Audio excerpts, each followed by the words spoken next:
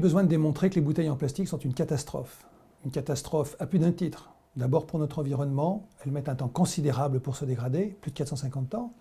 Ensuite pour nos océans, puisque chaque année, avec le plastique qui est déversé dans les océans, ce sont des milliers, des millions de mammifères marins qui en pâtissent, autant d'oiseaux, de mer, de poissons. Et puis surtout, les bouteilles en plastique, c'est très mauvais pour notre santé. Même à froid, les transferts de perturbateurs endocriniens sont une réalité à partir du plastique jusque dans les aliments. Et je précise même à froid parce qu'on pense souvent qu'il suffit de chauffer pour qu'il puisse y avoir ces transferts. Non, vous mettez simplement votre bouteille de plastique au frigo, ça a exactement le même effet. Alors, pour préserver notre avenir et surtout celui de nos enfants, j'ai souhaité, à l'occasion de cette loi, qui traite notamment de la sécurité alimentaire, poser un amendement qui vise d'abord à interdire les bouteilles en plastique dans la restauration collective et principalement dans les cantines scolaires.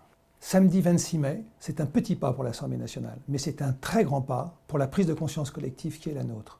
En effet, alors même que le gouvernement a émis un avis défavorable, cet amendement, qui vise à supprimer les bouteilles en plastique dans la restauration collective, a été adopté par 71 voix contre 6. Bien sûr, ce n'est qu'un début. Bien sûr, il y aura des étapes à construire et j'imagine prochainement pouvoir déposer une proposition de projet de loi à ce sujet.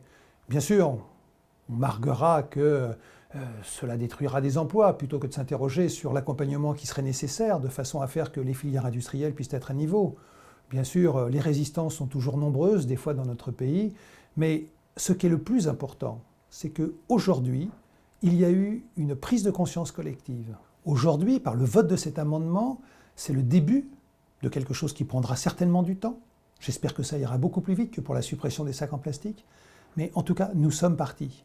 Et de voir ces 71 voix contre 6 qui ont été favorables contre l'avis du gouvernement me donne beaucoup d'espoir. C'est le début d'une démarche qui nous engage collectivement au bénéfice de notre santé à tous.